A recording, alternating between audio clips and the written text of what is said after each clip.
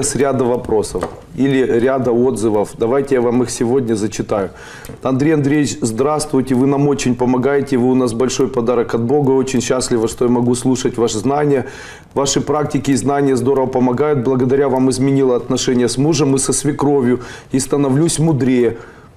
Вот только неудобно всегда брать бесплатно, ну и так далее, это уже другое. Могу сказать, что в действительности одна из особенностей нашей школы заключается не в практиках. Второе письмо сразу же, вот пока я читал хорошее письмо, тут же есть плохое. Людмила пишет.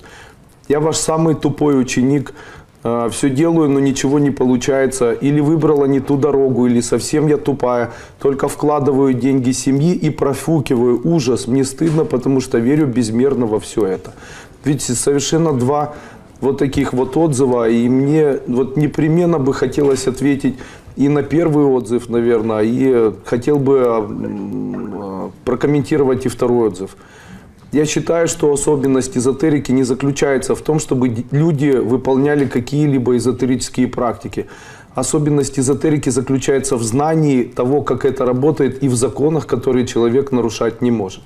Один из таких законов, который обычно я называю законом персонального тирана или персональной тирании, заключается вот в чем. Очень часто человек не понимает, что развитие его духовного поля заключается в том, что он должен пройти определенные элементы движения. Или в этом поле он должен пройти элементы движения, которые поднимут его до определенного роста. А теперь представьте. Если в моей жизни все очень хорошо, и в моей жизни есть что поесть, где поспать, и я ни к чему не стремлюсь, будет ли у меня развитие? Не будет, правильно? То есть развития у меня не будет. А если что должно произойти такое, чтобы у меня появилось развитие? То есть должен появиться потенциал. Что это за потенциал? Итак, потенциал персональный тиран – это то, что люди обычно получают в своей жизни, и то, без чего человек не может выдвинуться в духовном росте. Что это такое? Нашими персональными тиранами являются те люди, которых мы искренне и чрезвычайно сильно обожаем. Они являются для нас нашими персональными тиранами. В тот момент, когда мы начинаем сражаться с персональным тираном, мы делаем неправильно. Потому что до того момента, пока персональным тираном кто-то воюет, этот персональный тиран хочет издеваться. Делает ли неправильно персональный тиран, когда издевается над человеком? Он делает правильно. Почему? Потому что он помогает человеку подняться в его духовном росте. Какой же способ выхода из персональной тирании? Может ли она быть вертикальной или нисходящей или восходящей? Да. Вертикальная тирания – это когда дети издеваются над родителями. Нисходящая – это когда родители издеваются над детьми. Персональным тираном для человека в элементе духовного развития может быть сначала близкий человек, родитель в детском возрасте. После этого, когда вырастает, это дочь или сын в зрелом возрасте. И более взрослом возрасте это персональная внутренняя тирания самого себя с бесконечным самокопанием и выяснением, кто же в чем прав и кто же в чем виноват. Таким образом, вы, наверное, замечаете, что есть вот такая тирания. И тут же обычно у человека появляется вопрос. Неужели никаким образом невозможно справиться? И почему эта тирания возникает? Объяснение этому существует. Но в случае, если человек не знает механизма, как ее как переступить эту тиранию, то он никогда с ней не справится. Он будет переходить в тонах тирании, то есть сначала над ним будут издеваться одноклассники, после этого родители, после этого он будет издеваться над ним дети, после этого будут издеваться родители, после этого он будет издеваться в старости сам над собой, потому что это заканчивается тем, что человек говорит: вот я детям не дала, я там не смогла сделать, для себя ничего не смогла сделать, какая же я глупая, и там начинается. То есть просто действующие тираны, они будут меняться, а у человека духовного роста происходить не будет. В этом случае я могу дать специальный метод, который позволяет навсегда избавиться от такой тирании. Скажите, вам интересно? Ага. Это актуальная тема, да? О, наверное, актуальная. То, что я скажу, это настоящий духовный рост. Посмотрите. Люди непослушные. Вы, наверное, видели, люди делают убийства друг друга, совершают войны, хамят друг другу, толкаются, подрезают на автомобилях друг друга, знаете, толкаются плечами, пытаются хамить, дерзить, пытаются что-то вот делать постоянно, объяснять кому-то что-то. Такое ощущение создается, как будто вокруг нас происходит уже средневековье, и люди борются за выживание. Но это же не так. Выживать на самом деле стало несложно. И вот такая агрессия, которая очень часто появляется, она совсем не обоснована. При этом божественная энергия, она не наказывает людей. Еще ни разу я не видел, чтобы облака открылись, вылезла большая дуля или большой палец, или большое лицо с бородой. Никто не потрусил и не сказал: ну-ну-ну, хотя вот по моему мнению, хотя бы один раз надо было бы жахнуть. Но тем не менее, я его знаю, но мы с ним пока еще не друзья, да. То есть я-то его слушаю, знаете, но он пока ко мне не прислушивается. Итак, не об этом. Тем не менее, могу сказать, о ком вы, наверное, поняли. У меня есть знакомое существо, оно называется Большое Б, живет на небе. Кто не понял, ну молодцы. Таким образом могу сказать, что Бог, Он не относится по отношению к людям так, чтобы их воспитывать или объяснять, или обижаться. Или вы видели обиженного Бога? Когда? Смотрите, что бы человек ни сделал, Бог не обижается. Почему? Почитайте в Библии, там написано, что Бог всем все прощает. Видели, да, такое? То есть всем все прощает, зла ни на кого не держит. Тогда вопрос, что же мешает человеку быть высокодуховным и почему у него есть тиран?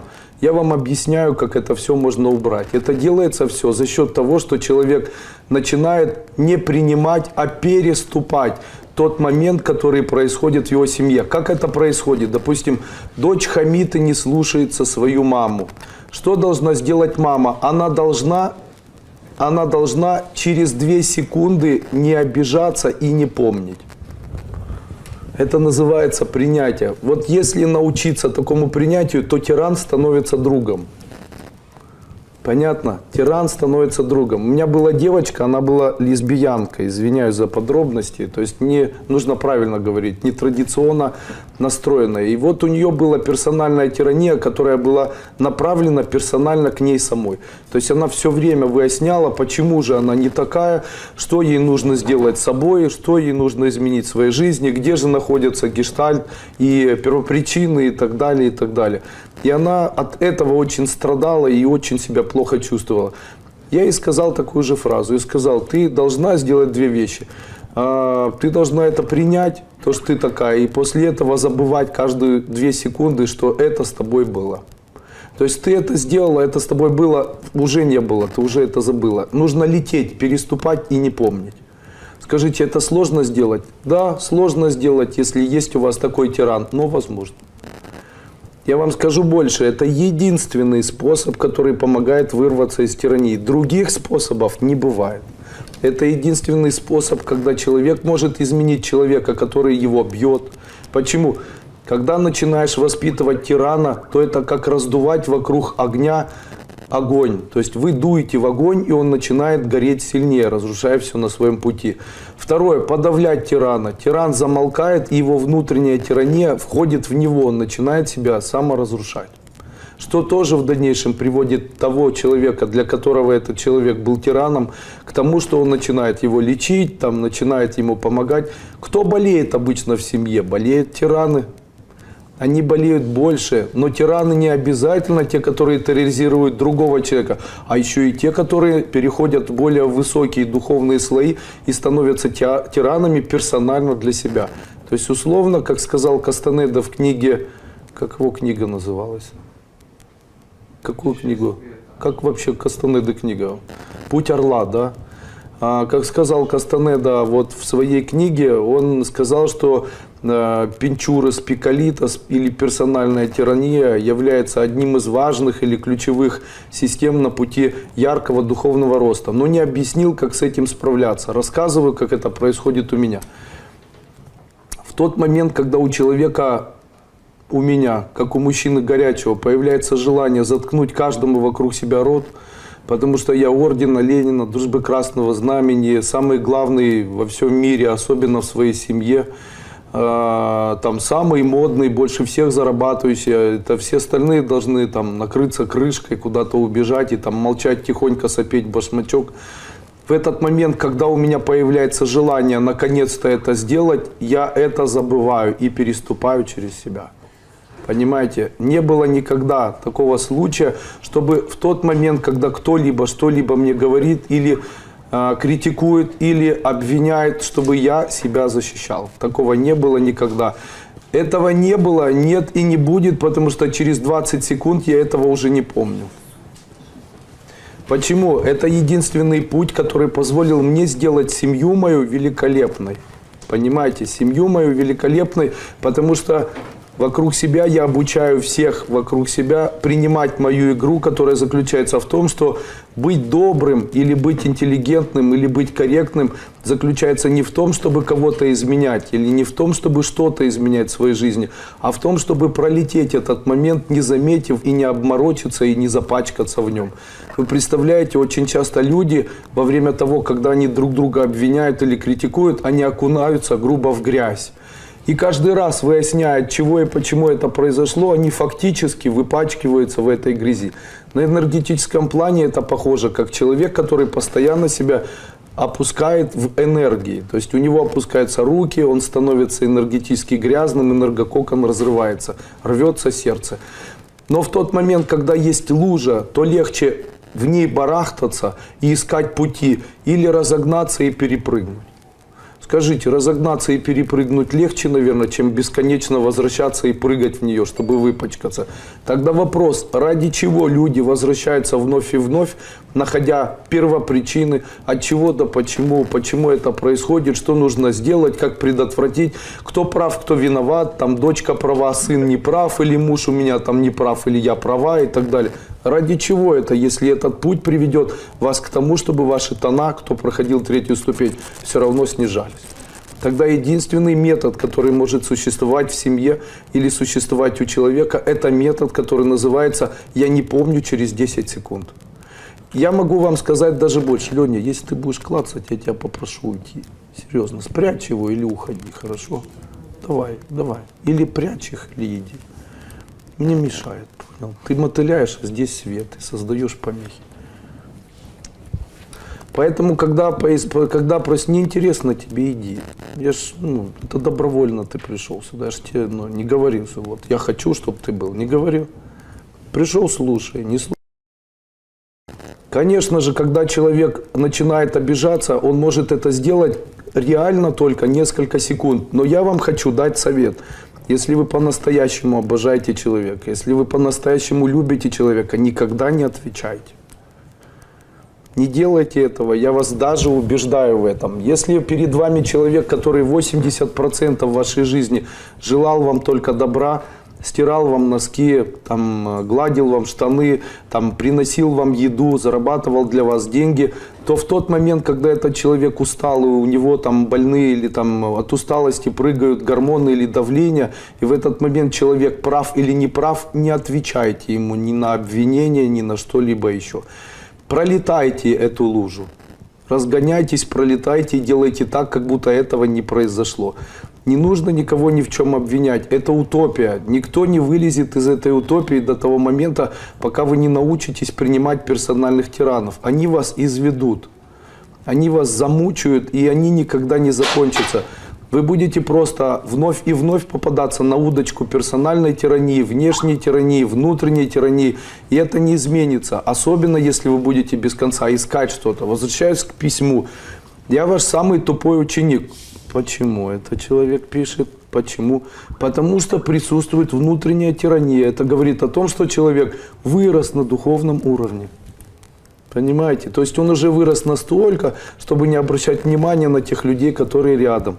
Дальше он пишет: я все делаю, ничего не получается, только вкладываю деньги семьи, профукиваю. Ужас, мне стыдно, потому что верю безмерно во все это.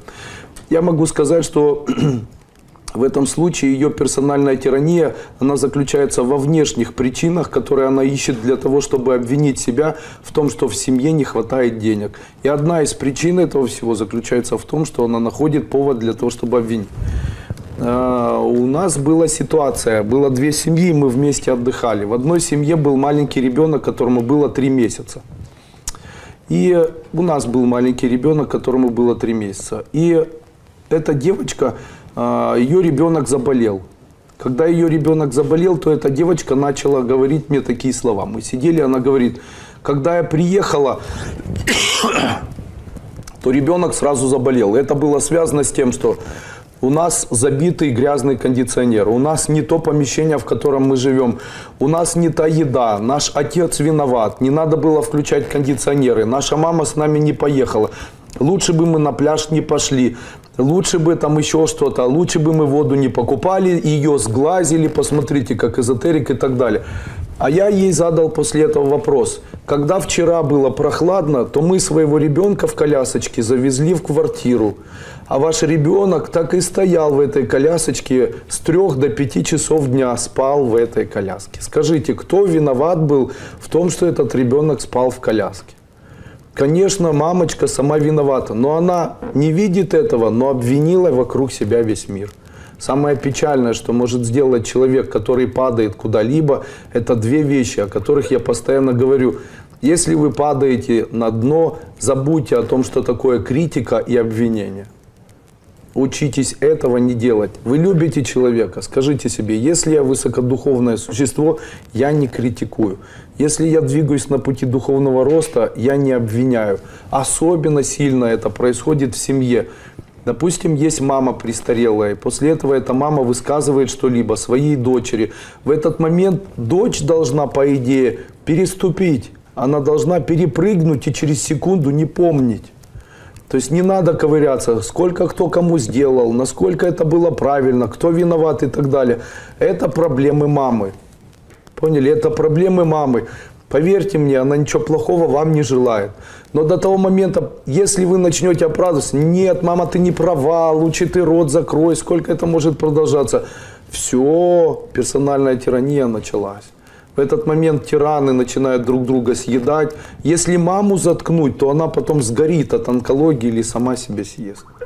Понимаете? Заставив вот эту женщину, конечно, которая себя обвиняет в том, что она глупая и так далее, я ее понимаю, она уже подошла к самым верхним, наверное, эзотерическим тонам, когда человек выходит напрямую и должен научиться забывать. То есть он должен переступить и не помнить. Вот представляете, что такое быть высокодуховным существом? Высокодуховное существо – это существо, которое, когда тебе глядят в глаза твои близкие, я извиняюсь за слова некрасивые, сейчас дети не буду говорить, извиняюсь за некрасивые слова, мочатся тебе в глаза. И ты в этот момент промолчал, но не просто промолчал, а через 20 секунд уже не помнишь о том, что это происходило. Этот человек, на него сразу же можно одевать нимб. Он становится автоматически почти что божественным существом. Понятно? И вы знаете, если так происходит 1, 2, 3 раза, то после этого не включается эгоизм в человеке, то после этого этот человек действительно начинает спасать свою семью, с которой он живет. Каким образом? Изменения происходят мгновенно. Все начинают очень тепло друг к другу относиться. Почему я всегда говорю, не воспитывайте своих детей, поддерживайте их максимально, потому что вы одна семья. Семья создана для того, чтобы поддержать друг друга, а не для того, чтобы друг другу предъявить претензии. Потому что поддержка – это гораздо важнее, чем претензии. Получается, когда есть семья и кому-то и плохо, то тогда другой человек может поддержать, принести таблетки, укрыть одеяло и так далее. А каждому по отдельности сложнее выживать. Таким образом, когда люди собираются между собой, есть одна семья, то не нужно критиковать человека, потому что критика отдаляет человека. В этот момент нужно обязательно таких людей поддерживать, потому что поддержание таких людей приведет к сплоченности семьи, всем будет в итоге легче жить. Скажите, та информация по тиранам, которую я сказал, она вам интересна? Отлично.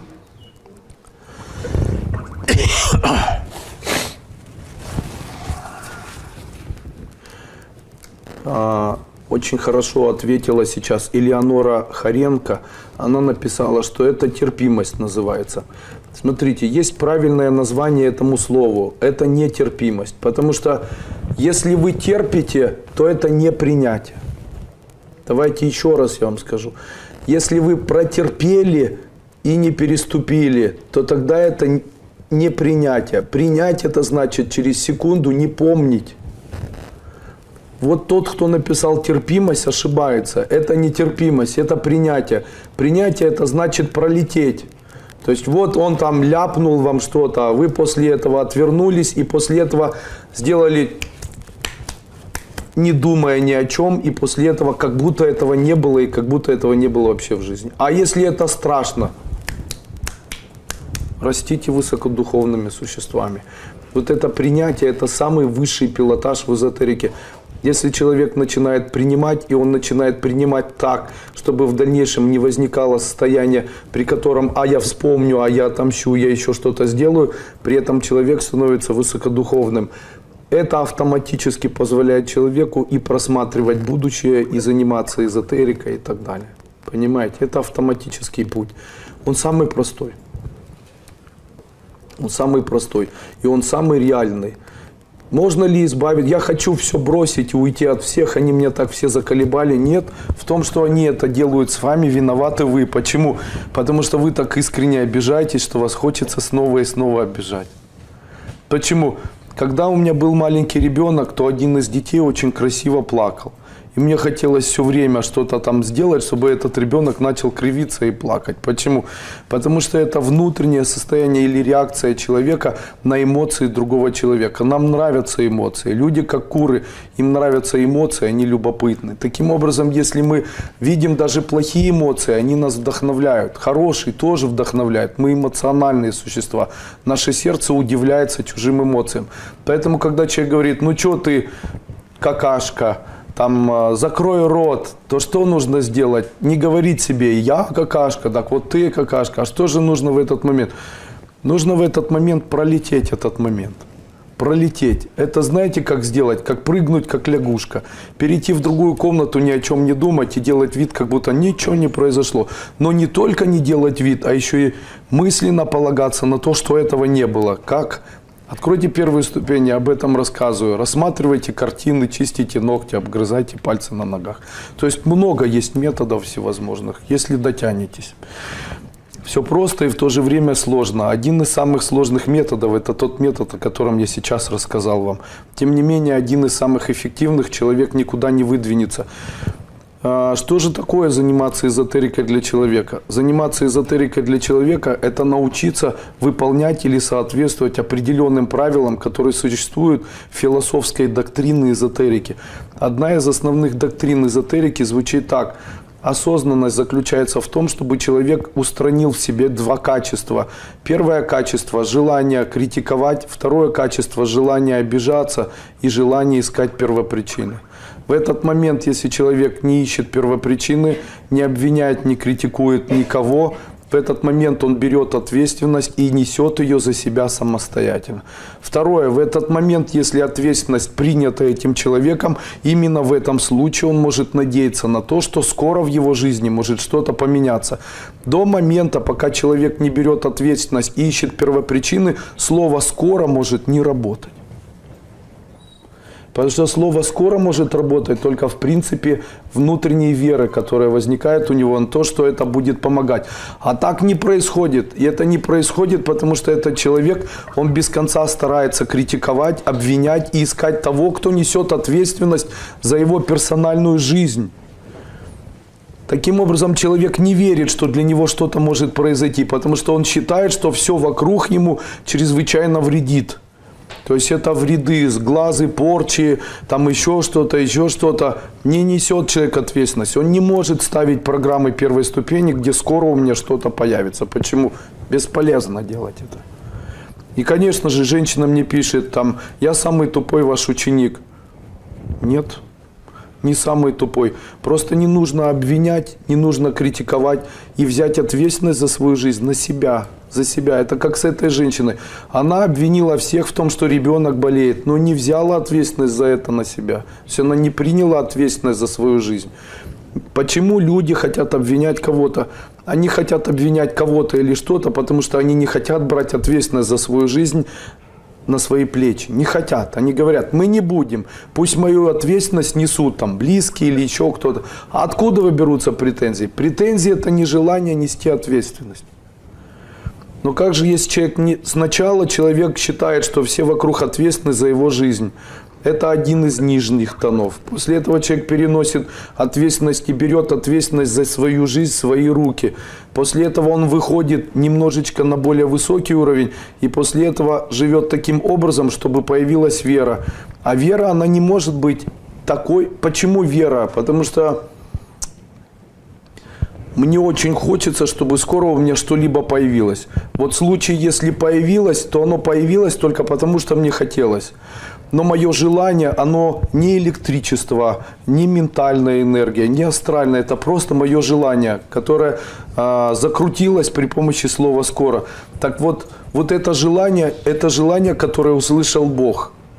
То есть вот это желание, которое услышал Бог, было возможно только в том случае, если у человека была предварительно взятая ответственность за свою жизнь, переложенная на персональные плечи. Что мешает человеку брать ответственность за свою жизнь и перекладывать ее на свои персональные плечи? Первое, что мешает, это отсутствие радости. Второе, это отсутствие удивления. И третье, это отсутствие, наверное, восхищения. То есть у него не хватает вот такой энергии. Он не восхищается, не радуется. А почему? Потому что радость забирается тем, что он обвиняет себя. Вот я снова обожралась в обед, или я снова там на ночь поела, не радуется. Или отсутствие удивления. То есть вот человек описанный едет, человек говорит, вот, как же вы меня замучили, там снова вы описаны. А он же говорит, о, молодец, надо же, зато тепло человеку. То есть человек воспринимает это с позиции удивления. Это удивление включает некую функцию, которая помогает в дальнейшем сформировать элемент веры. И третье – это состояние восхищения, потому что состояние восхищения позволяет человеку находиться в настоящем моменте.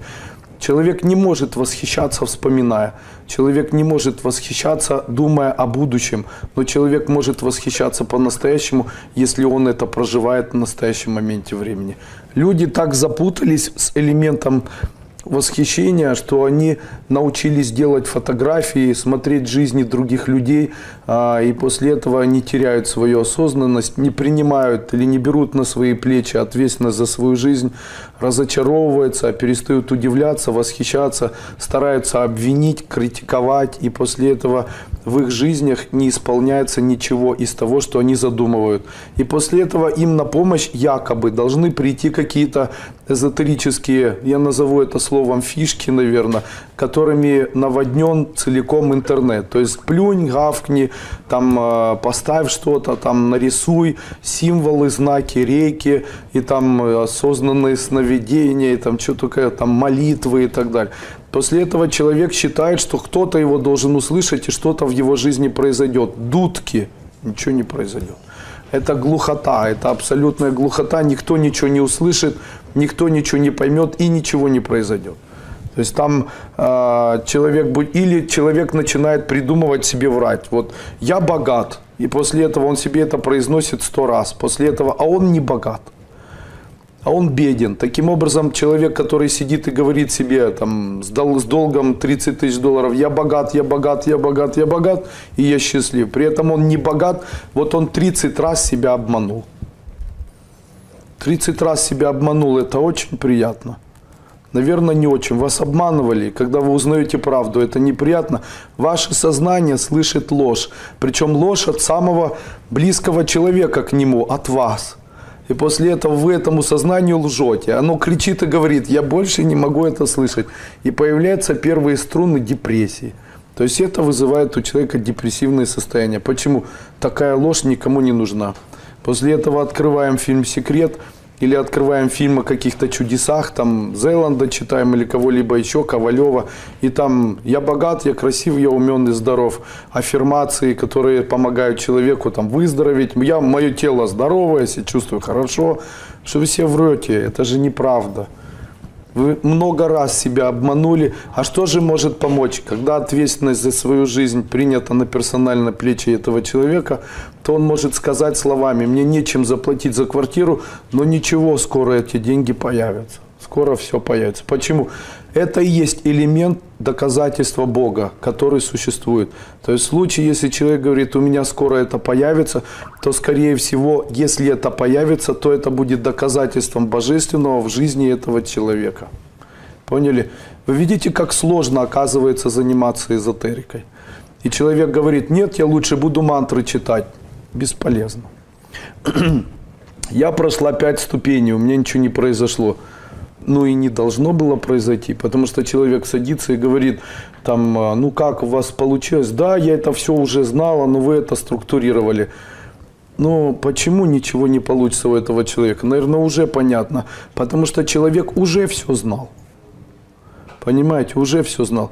Но если ты все знаешь, тогда Бог тебе не поможет быть более умным. Вы что думаете, что люди умнеют от того, что книжки читают? Я хочу вас разочаровать. Я знаю людей, которые в жизни книг не читали, которые сейчас взрослые и которые удивительно разговаривают, удивительно во всем разбираются, и в их жизни все очень удивительно хорошо. Почему? Я обычно спрашиваю, у вас высшее образование или вы кто?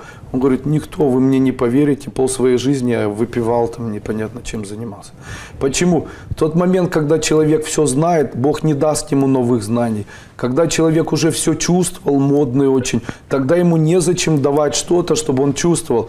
Когда человек все уже знает, все чувствовал и все понимает, то ничего не произойдет. Почему? Не к чему стремиться. Поэтому вот я очень часто говорю эти слова об удивлении. Надо удивляться. Чему? Удивляйтесь новой информации. Какой? Да любой. Когда сегодня мне мужчина написал о том, что я какашка, я был удивлен. Я говорю, надо же, спасибо. Почему? Ну, я такое отношение к себе тоже рад видеть. Почему? Это удивляет меня, но я это переступаю. Даже не переступаю, обижаясь. Я ему не писал, почему вы решили, из-за чего это произошло и так далее. Его это разочаровывало, и он начинал писать, ну, что ты там нах был, там, сколько там лохов развел уже и так далее. После этого я удивлялся и после этого блокировал этого удивительного человека. Почему? Потому что здесь одна особенность. Я не воюю, если кому-то интересно. Вот смотрите, в моей жизни были 2 типа людей. Одни люди приходили, занимали очень большое количество времени, и после этого эти люди в дальнейшем создавали скандал. Для выяснения этого скандала нужно было мое личное присутствие. Эти люди конфликтовали, я решал этот скандал. И в этот момент я не принимал других людей. После этого я понял для себя, что в случае, если где-то у меня появляется скандал, то я его просто убираю. Каким образом? Я убираю этого человека из своей жизни. То есть, если человек говорит, мне надо выяснять с вами отношения, я говорю, хорошо, я его блокирую. Почему? Мне не нужен. Убегаю ли от него? Нет, мне все равно. Если он хочет меня найти, пусть находит. Если он хочет быть рядом, пожалуйста. Но это не мои люди. Я не хочу с такими людьми общаться. Я не хочу объяснять, почему да, не хочу объяснять, почему нет. Не хочу ничего. Я просто фильтрую в своей жизни тех людей, с которыми мне приятно и легче, нежели тех людей, с которыми мне тяжело и неинтересно.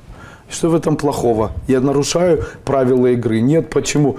Потому что, когда вы вновь и вновь начинаете общаться с людьми, которые вам не интересны, которые вам противны или которые вам не нужны, вы вновь и вновь делаете так, чтобы эти люди стали вашими персональными тиранами.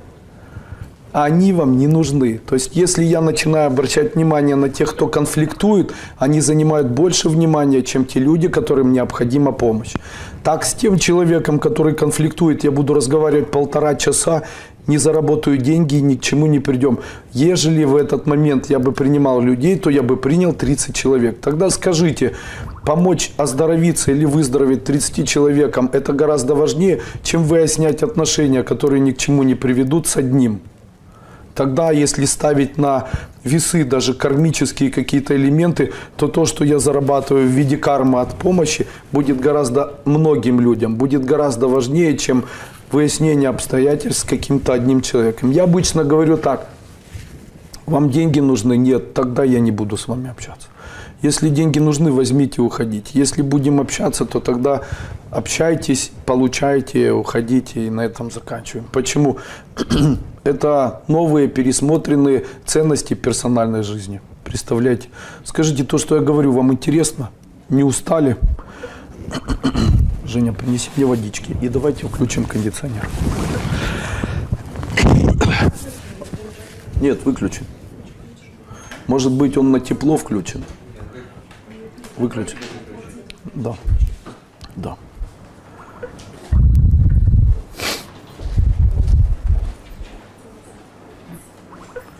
У меня дилемма.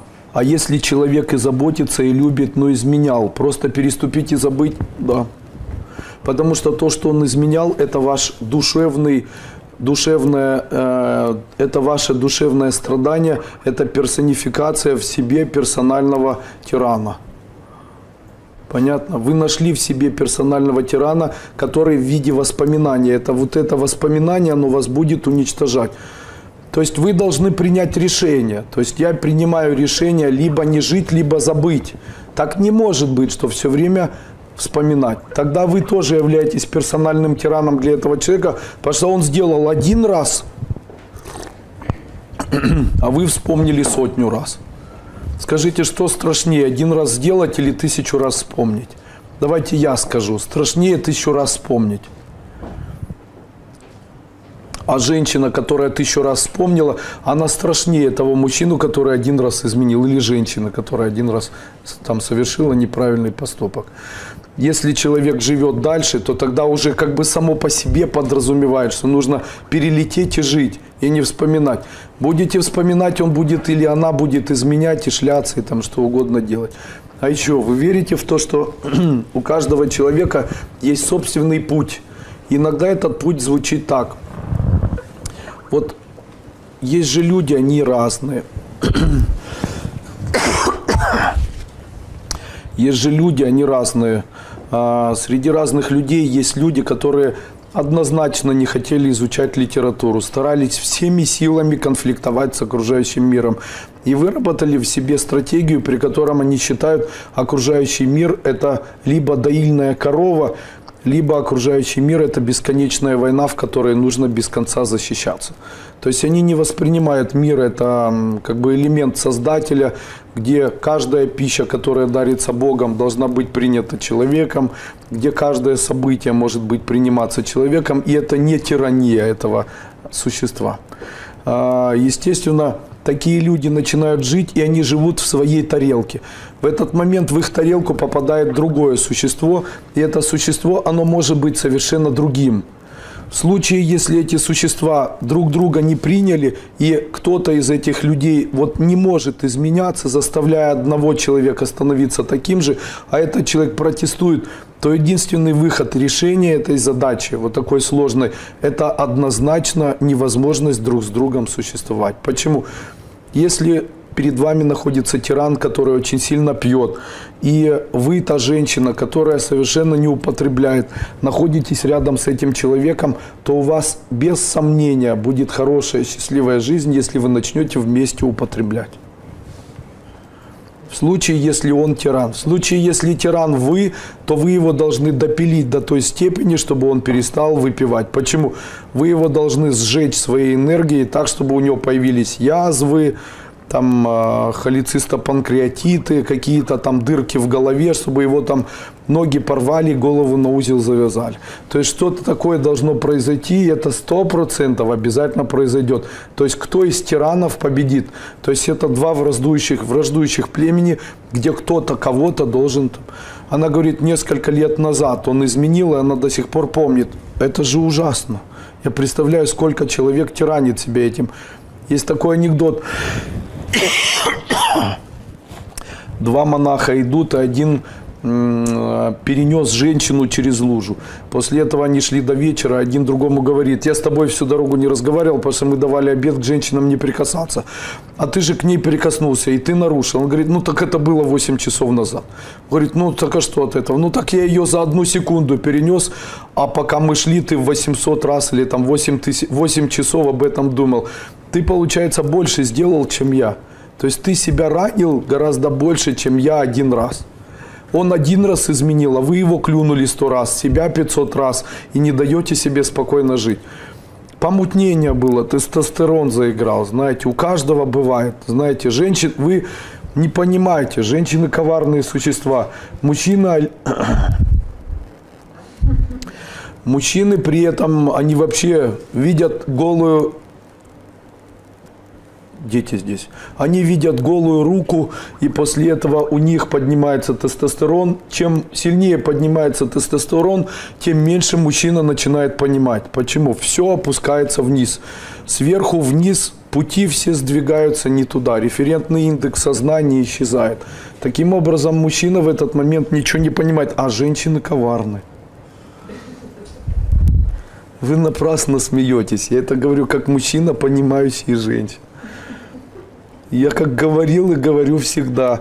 Вот сегодня сидел мужчина, говорит, жена моя ушла и так далее. Я на него смотрю и говорю ему, если бы я был вашей женой, я бы тоже от вас ушел. Он говорит, почему? Я ему говорю, вы же работать не хотите. Он говорит, да, не хочу. Зачем мне работать? Я получаю 8 тысяч гривен дивидендов. Сколько? 8 тысяч. Ну, конечно, с тобой женщина жить не захочет. Почему? А ты же хочешь... У меня еще один такой мужчина был, он говорит мне, женщины все хотят только денег, я с ними жить не хочу. Я ему сказал такую фразу, а у тебя жена красивая? Он говорит, ну нет, там, я говорю, она хорошо одевается. Он говорит, ну не очень. Я говорю, ну конечно, но ты хочешь, наверное, жить с красивой женщиной, да. А ты хочешь, я тебе сейчас в интернете включу, сколько стоят волосы, макияж, сколько стоит косметика, красивая одежда. Ты когда-нибудь над этим задумывался? Что красивая женщина – это прежде всего огромные вложенные суммы. Ты хочешь красивую женщину, как я своему сыну вчера говорил. Красивая женщина, дорогая жизнь – это все дорого стоит. Конечно же, мужчины хотят покорить красивую женщину, они должны рассчитывать на свой кошелек. Я сегодня этому мужчине сказал, я говорю, ты не ищи женщин, делать этого не стоит. Ты ищи деньги, женщины тебя сами найдут. Серьезно, ищи деньги, все будет хорошо. Потому что потом в этой мужчине женщина увидит и мужественность, и напористость, и характер, и ум, и все на свете, понятно? А там самые страшные мужчины, это мужчины соплежующие из рода Ананьевых, понимаете, которые на самом деле ничего не хотят делать в жизни, не хотят даже познакомиться с кем-то, не хотят предпринимать что-то. Они находят возможность обвинять всех вокруг, но при этом обладают очумелой способностью считать, что они самые важные и что в них должны влюбиться самые красивые, и они должны их полюбить за дрявые дырки в трусах и за особенность выделения их потно-марлевой системы, знаете. После этого я, конечно, на это все смотрю и понимаю. Естественно, нет, я говорю правду.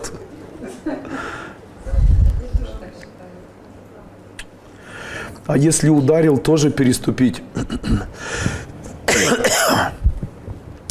В моей жизни есть принцип такой, он звучит так. Настоящий мужчина – это мужчина, который никогда не должен обижать слабых людей. Настоящий мужчина никогда не обидит инвалида. Я считаю гомосексуалистов, людей противоположного пола, ну, не так, нет. Я считаю гомосексуалистов, считаю инвалидами, считаю инвалидов инвалидами, слепых инвалидами. Я считаю детей слабыми существами, женщин слабыми существами. И я считаю, что психически больных людей я бы никогда не ударил. Почему? Они тоже своего рода инвалиды. Им нужна помощь. Наркоманов и алкоголиков я никогда не бил в своей жизни. Объясню почему. Потому что я их считаю тоже инвалидами социума. Я считаю, что это люди, инвалиды социума. Социум их разрушил. Таким образом, я считаю, что эти люди, они тоже заслуживают своей жизни, я их точно бить не буду. Мужественность мужчины заключается исключительно в том, что он может мужественно выйти без денег на улицу, после этого договориться с кем-то, чтобы кто-то у него там чай закупал, или кто-то там на базаре за место какое-то, или там научиться там какой-нибудь профессии там, или еще чему-то, и после этого умудрился это сделать. Вот это мужественный мужчина. А тот, который дома кричит «я главный» и бьет, то этот мужчина не мужественный. Это мужчина, который отчасти является тоже инвалидом. Хотите, дам совет. Если мужчина дерется, то этот мужчина вам не нужен. Это точно. Он вам не нужен.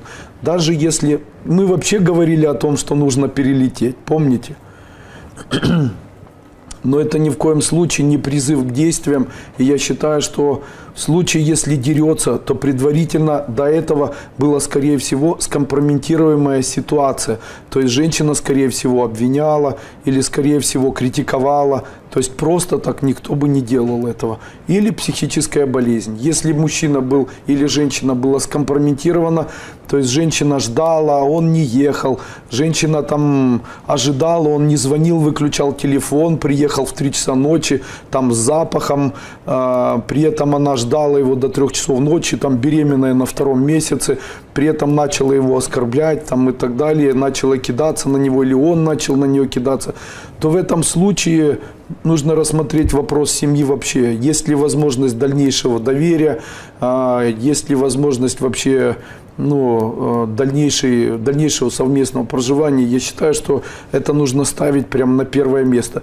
Можно ли здесь рассматривать вопрос тирании? Да. И здесь вопрос тирании рассматривается так. Не обязательно мужчина, который дрался, тиран. Не обязательно. Тираном может быть женщина, которая цокает, которая не может отпустить, которая не вдохновляет. Знаете, как быстро закадрить мужчину? Приходите на встречу, он вам пишет в интернете: вот, я тебя уже раздеваю и так далее. Пишите ему: я на все согласна, где встречаемся? После этого встречаетесь в дорогом ресторане каком-нибудь, Марио, или там в Москве, в Лондоне каком-нибудь. И после этого начинаете им восхищаться. Говорите: ой, кем ты работаешь? Я работаю грузчиком. Обалдеть, ты вот прямо такой сильный, все поднимаешь.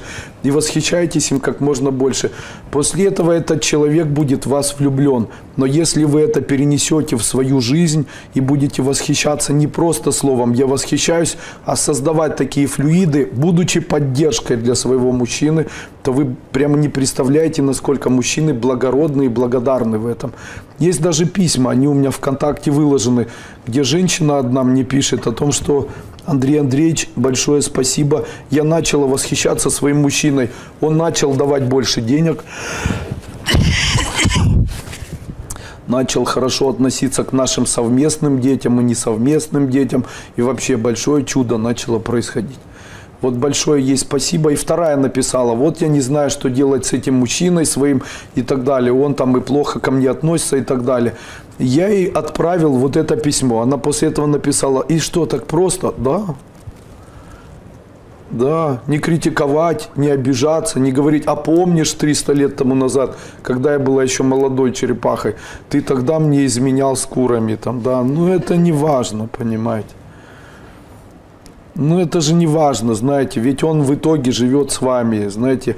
Я когда начинал жить со своей женой Соней, то у нас был разговор в самом начале, когда мы сходились. Я ей сказал: мы можем взять на себя ответственность и взять в виде примера такого за обычай делать так, чтобы у нас процесс воспоминаний каких-то обид не длился больше 1 или 2 минут. Мы можем научиться жить счастливыми людьми. Она мне тогда сказала: я буду всеми силами стараться. Но опыт был такой. Вы представляете, у нас совместные деньги, допустим, совместный счет. И после этого я прихожу домой, а я полуздоровый психический человек. Почему? Я очень загораюсь сильно. Знаете, если я загораюсь, то мне не нужно на послезавтра. Я хочу сейчас, через 2 минуты, чтобы уже все было. И вот когда я загорелся, я не перегораю, у меня это очень долго длится. И вы представляете, я прибегаю домой и говорю: мне надо $15 000. Она говорит: ну хорошо. После этого я прибегаю, говорю: еще 30, а это на что? Будем патентировать все. Хорошо, на тебе еще 30. Я еще хочу денег, еще на денег. А это для чего? Будем это делать. И потом это дошло до того, что можно было бы не делать, но я это делал. И она говорит мне всегда такие фразы. Она говорит: то, что ты считаешь нужным, все верно. Почему? Я ее обожаю. Я вам говорю это серьезно. Эту женщину обожаю. Почему? Она больше 1 минуты на меня никогда не обижалась. Почему у меня успешный бизнес? Моя женщина на меня больше 1 минуты ни за что не обижалась. Никогда. Мы живем уже вместе несколько лет, у нас совместные дети. У нее от первого брака сын, он не родной мне сын, так кажется, хотя он на меня похож, он мой родной уже. Когда это все происходило, я задал себе вопрос: ты расстроен или наоборот доволен от того, что у тебя есть еще один сын? Лично я доволен. Почему? Не надо было вставать ночью, не надо было его на руках носить, а вырастет, помощником отцу будет. Поэтому я постоянно ему поддержка. Вот он сегодня шел, я говорю, для меня большое счастье, я тебе там молодец, я тобой горжусь, там, давай, молодец. Почему? Потому что я считаю, что если с тобой живут дети не родные, то ты должен к ним относиться лучше, чем к родным. Они должны быть любимее. Почему? Потому что это дает тебе возможность вырабатывания в тебе высокой духовности. Понимаете, я могу сказать, что для меня вот этот ребенок, он стоит на первом месте, даже перед моим родным сыном, перед моими родными дочерями, понимаете. И не было такого момента или такого дня, чтобы я обижал этого человека. Я вижу в нем поддержку, опору и считаю его роднее, чем даже мои родные дети. Представляете? И я считаю, что это как у Ангелины Джоли и Брэда Питта. Помните, их уже никто не вызывал, и там никто не хотел с ними снимать кино. Что они сделали? Усыновили 2 детей. Почему?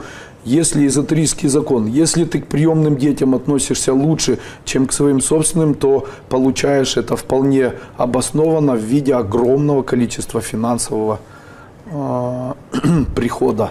Понятно? Эзотерические законы.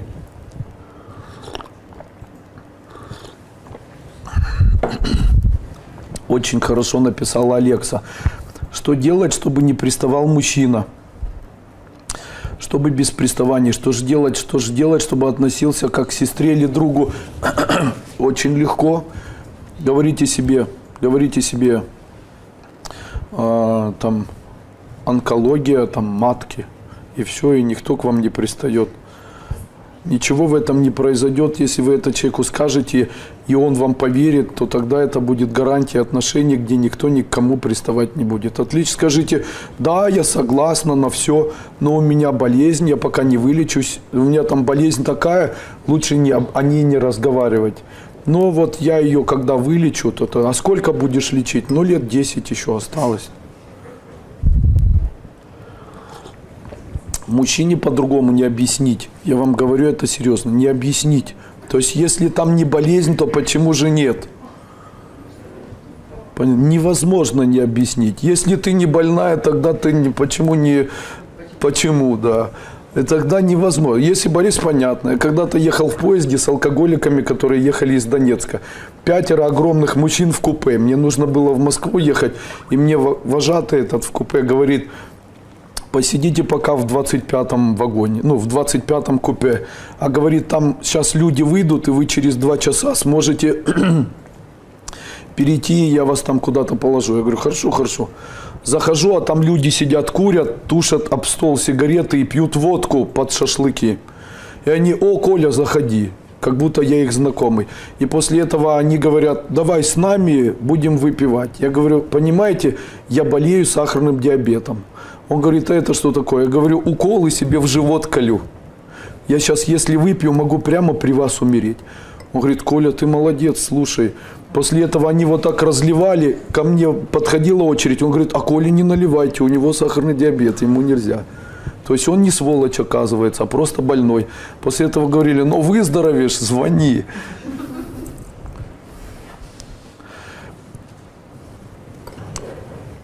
Смотрите, очень хороший вопрос задал сейчас человек.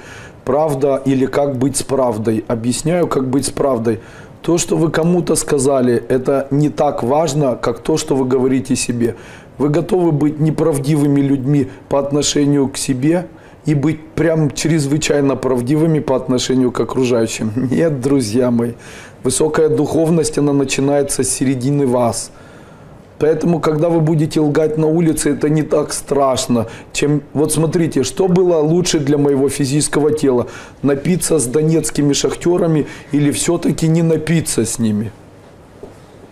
Знаете, там потом все плохо закончилось. Они ночью друг друга разрезали ножами, их там вывозили с милиции. Ну, конечно, они ехали там куда-то зарабатывать и на последние деньги напивались.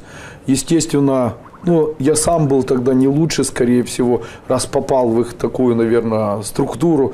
При этом могу сказать, что вот если бы я с ними начал, то тогда, скорее всего, возможно даже, не сидел бы сейчас на этом месте и с вами не разговаривал. Я могу сказать, что там был путь. Вот он конкретно выбирал человека, вот, допустим, меня, на то, насколько я могу быть, ну, юрким, наверное, еще каким-то. Я могу сказать, что вот такая ложь, она разрешается. Если ложь сохранила жизнь, то пусть такая жизнь будет. Можно жене не рассказать. Или мужу не рассказать. Почему? Если уже мужчина такой, я извиняюсь за слова, идиот, что он ищет то, что дома может получить бесплатно, где-то за деньги, то я могу сказать, что такой мужчина мог бы не рассказать. Понимаете? И женщина могла бы не искать. Знаете, очень интересные такие фразы. Если женщине не искать, а мужчина... Если женщине и мужчине не искать, и женщине и мужчине друг другу доверять, то даже если и не рассказывать, то даже если что-то произойдет, то оно произойдет так, как будто ничего не произошло. Ведь он все равно пришел к ней, он же не изменил и не остался у этой дамы, не начал с ней жить, да. Он же пришел домой, а это говорит о чем? Что вы самая обаятельная и привлекательная, а не она. А она непонятно какая. А о чем это говорит? О том, что он слабосердечный, и что нужно одеть ему на шею поводочек, еще его и так далеко от себя не отпускать. Сейчас есть телефоны такие, там связь такая, где можно видеть человека. Звоните, говорит, включи камеру, покрутись вокруг себя. И так каждые 2 часа. Все. Начало жизни совместной, да.